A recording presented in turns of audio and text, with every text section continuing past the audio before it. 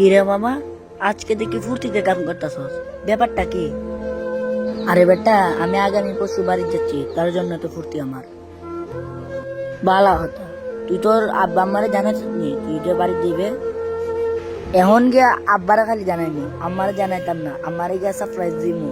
তাইলে তাড়াতাড়ি ফোন দে, আমি উনি তোর আব্বা কিতা কয় তোরে। এখন আব্বারে খালি ফোনটা দিমু।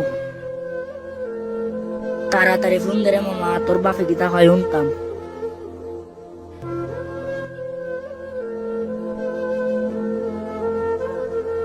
হ্যালো আব্বু, আসসালামু আলাইকুম।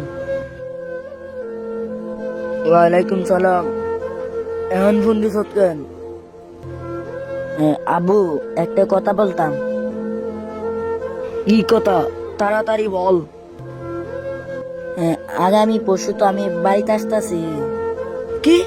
বাড়িতে আসতেছস কেন? বাড়িতে আসা লাগবে কেন তোর? বুঝলাম না তো আমি। মাত্র 6টা বছর হয়েছে তোর বিদেশ পাঠাইছি, এখনই তোর বাড়িতে আসা লাগবো? বুঝলাম না।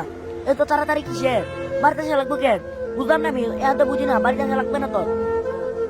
তোমাদের দেখি না তো কয়েক বছর হয়ে গেছে, তার জন্য বললাম আর কি। কি? আমাদের দেখতে? ভিডিও কলে কি তুই আমাদের দেখিস না? ভিডিও কলে দেখতে পারিস না? তোর মা, আমি, তোর বোন দেখতে পারিস না তুই আমাদের? আশা রাখবি কেন? দুই মাসে তোর তুই 2 মাসে থাকলি বাড়ি, 2 মাসে 2 লাখ টাকা তোর মাসিক স্যালারি, 1 লাখ টাকা, 2 মাসে 2 লাখ টাকা পাবো। টাকা লাগবে না আমাদের? তোর পাঠাইছি 6 লাখ টাকা দেবে বেড়া। কত? আমারও তো রং না, তোর আশা লাগবে না। শেষ কথা, ফোন রাখ। না। হ্যালো আব্বু, কাটতে দিছে।